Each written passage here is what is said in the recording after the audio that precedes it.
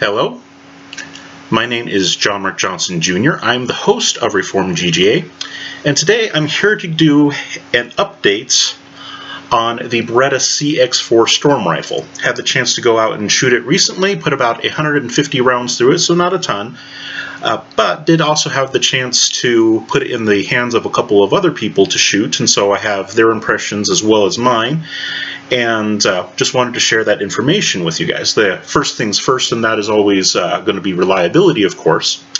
And I'm happy to say that this thing was 100% reliable in those 150 rounds, which I grant is not a very big test, but still encouraging and what we would expect of Beretta, normally speaking. Beretta is usually known for being fairly reliable in general.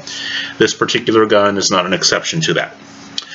In terms of rounds tested, we had a couple of types of steel case and one type of brass case ammo.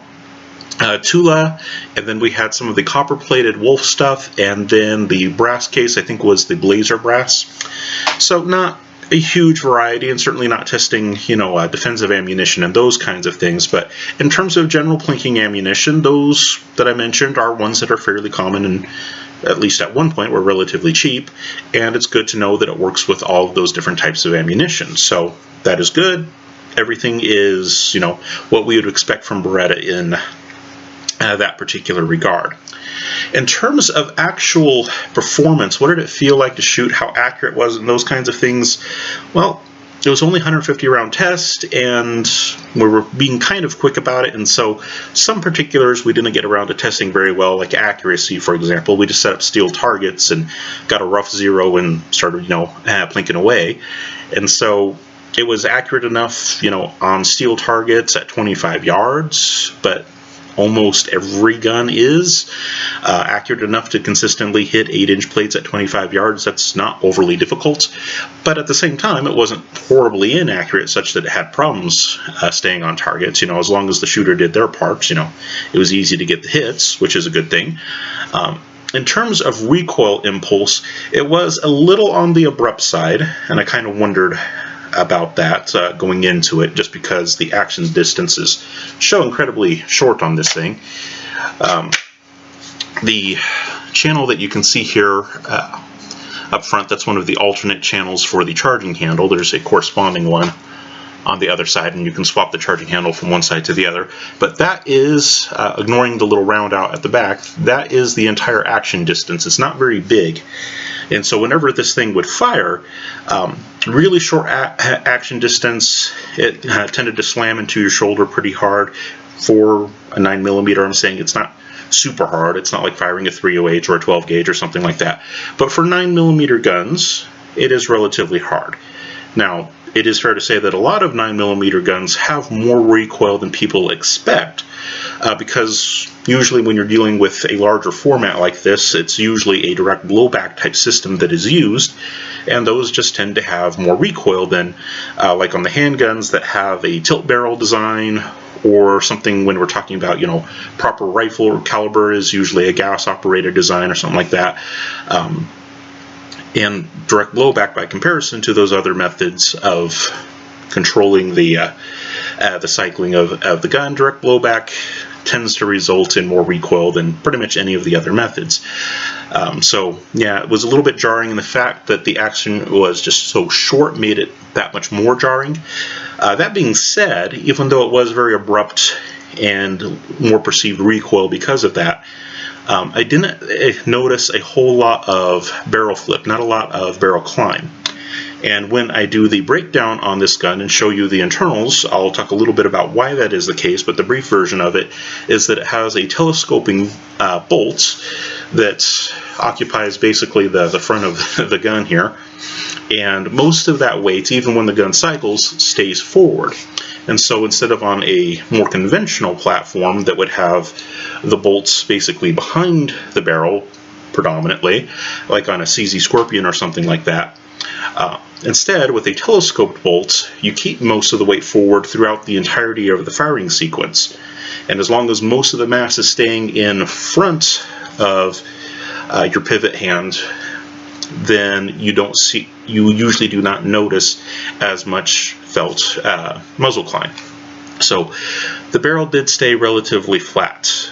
But like I said, it is a very short action, so it was kind of jarring. So it did, the sight picture, especially when you're firing fast, did tend to bounce around a little bit, and that's kind of the trade-off. You get rid of muzzle rise, not completely, but you greatly reduce muzzle rise when you use a telescoping bolt, but the flip side of it is that you're going to have more bounce.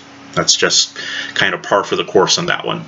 The optic, this little MD25 from Primary Arms, just a simple red dot optic with a rheostat on the other side to adjust the brightness level, worked perfectly fine. There wasn't any real complaints about that. There was one individual that we had out there testing it who was not a big fan of red dots, and so he was kind of cold about that. But other than that, you know, people that appreciate red dots appreciated this one. This one wasn't really anything odd in that regard, and since it was a 25mm aperture instead of a 20mm aperture like on a standard micro dot, that little bit bigger field of view did make it for a little bit more pleasant plinking experience. And given that this gun tends to bounce a little bit more when shooting, having that little bit wider field of view was nice, so that you didn't completely lose the target while the gun was bouncing around. So that was good in that regard. In terms of feedback from the other shooters, the other gentleman that I had test it, he basically didn't have any real issues with it. He was pretty comfortable with everything on it, with the exception of the red dot that I mentioned. He just doesn't like red dots. He prefers open sights. The open sights on this gun I've personally found to be less than ideal, just because you really have to get down on the gun in order to see through the sights clearly. So having something that's raised up a little bit helps with that. So the open sights that it comes with, that are built into it, are really not optimal in my opinion. But if you're someone who really likes open sights, you know, you might find it more dealable than other things that you don't like. So there's that, but that was pretty much his only real major concern that I remember. Oh, and before I forget, he also was not a huge fan of the trigger. As I mentioned in the previous video, at least I think I did, the trigger comes in at like 7 pounds 3 ounces, 7 pounds 4 ounces, somewhere in there. So it's a bit on the heavy side. He wasn't a fan of that, and it's also a plastic trigger. It's a polymer trigger, and it feels plasticky and polymery, and so there's a lot of take up. You get to the wall, and it is kind of a jagged wall, for lack of a better way of putting it. Very stagey, not particularly gritty, but very stagey, and a little bit mushy. Not really a great precision trigger, but at the same time, Beretta didn't make this to be a precision gun, and so, you know, you're not going to get those kinds of things, at least not out of the box. I'm pretty sure that there are third-party companies that exist out there that will give you a little bit different trigger packages that you can put in these things if the trigger is really important to you. And for that particular individual, yeah, he wasn't a big fan of the trigger, and he also just was not in general a fan of red dot sights. That's just kind of his thing. Not really something that floats his boat, as it were.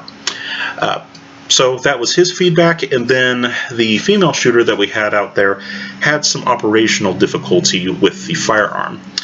She found the safety to be a little bit difficult to use.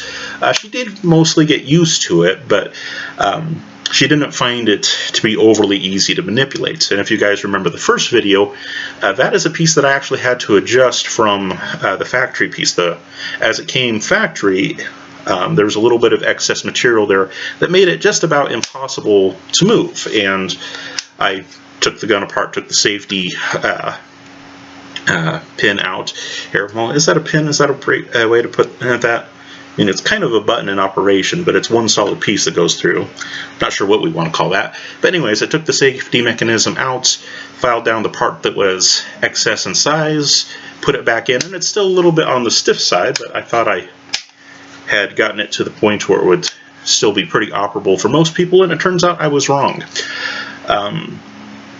And this is yet another reason why I don't like crossbolt safeties, is that if they're stiff, manipulating them for people is just that much more difficult. It's not a very intuitive system in the first place. I like thumb safeties or index finger safeties like you have on some of the AKs. Those are relatively quick, relatively easy, usually not a big concern. But crossbolt safeties are not like those other safeties, so they're a little bit less intuitive to begin with, unless of course you've been shooting crossbolt safety guns, for a long time, and then it won't be a very big issue. But for most other people that don't use those kinds of safety all the time, it's a little bit non-intuitive, and this one is still, even after being filed down, still a little bit on the stiff side, so just bear that in mind. And then the other major issue that she had was the charging handle. It is very stiff, and like I said, it's a very short action, so you come to the end of the action pretty quickly, and it was just too difficult for her.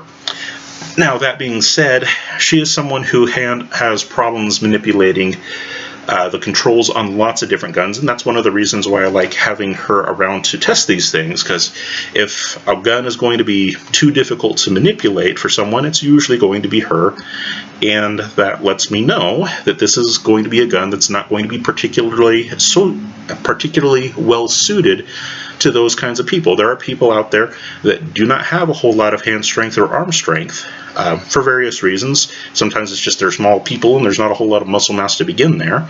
A lot of children would fall into that category, a lot of women would fall into that category, as well as a number of elderly people, whether they be male or female, and even some guys are on the small side.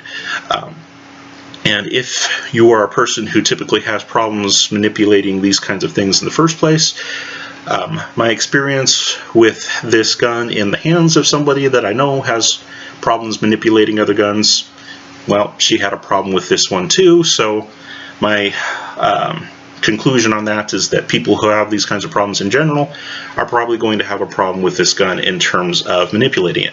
Now, that being said, there are some guns that have a relatively difficult charging handle or slide or whatever the main operating mechanism happens to be, that she can work with her right hand. This one I had set up for me, so the charging handle was on the left side of the gun. But this one the charging handle can be swapped to the other side, and technically pretty much all of the controls can be swapped to the other side. It's just a matter of how much time it takes to do that. The charging handle doesn't take nearly as much time as the other parts would. And so in the future, I might have her go ahead and test it on the other side, because that's what she's used to. For example, she has shot AKs before, and AKs, of course, at least in a traditional AKM, the charging handle is on the right-hand side, and so you use your right hand to manipulate it. Well, at least depending on who you are. A lot of people will try to reach over the gun or under the gun to get it, and that doesn't always work out all that well. But when she operates an AKM, she uses the right-hand side and does that, and so that works for her. So yeah, she had problems with manipulating the safety and the charging handle, so this is probably not going to be the best gun in the world for young children, for older people who might be a little bit on the frail side, etc., etc. Just bear that in mind. However, aside from that bit of a setback and not being able to operate the main mechanism, which is really important, she actually enjoyed the shooting experience, so much so that one time she went through a 30-round magazine saying that she would only do about 3 or 4, and she just kept going through it because it was fun for her and she liked it. And she is one of those people that really does appreciate red dots quite a bit. And even though the trigger on this thing is, like I said, it's a plasticky, fairly heavy trigger, but it is one that you can actually stage fairly well once you get used to it. So, kind of pull through the take up and most of the stacking, and then get right on and just do that one little squeeze to get to the let off. And she got pretty good at doing that at the end and thoroughly enjoyed that aspect of it. And like I said, it doesn't have a whole lot of muzzle flip. It does have a pretty good punch to it for its size and what it is, but not a whole lot of muzzle flip, and it has, of course, a fairly wide red dot compared to others, so she was able to keep the target in view pretty well. And so for her, it turned out to be a pretty fun plinking gun. She just didn't like that she wasn't really able to manipulate it all that well, and I can understand why. So that is basically the shooting impression so far with 150 rounds. Major points are that it is indeed reliable up to this point, at least with common plinking ammunition. We haven't tested any defensive loads yet, but with common plinking ammunition it seems to be just fine. The sights that it comes with are a little bit low. It can, of course, take red dots and other kinds of sights that would attach in some way, shape, or form to a pick rail, so that is good. In terms of recoil, it's a little bit snappier, a little bit more jarring than most other blowback 9mm guns, just because it has such a short action distance. The safety continues to be difficult to manipulate even after being modified, and the charging handle is definitely difficult for some people to operate. That's pretty much the gist of it. Thank you all very much for your time and attention. For those of you who are in Christ, go with God and be blessed. For those of you who are not, I pray that you would come to know the true Christ of history, the only genuine Savior and King of Kings. Amen.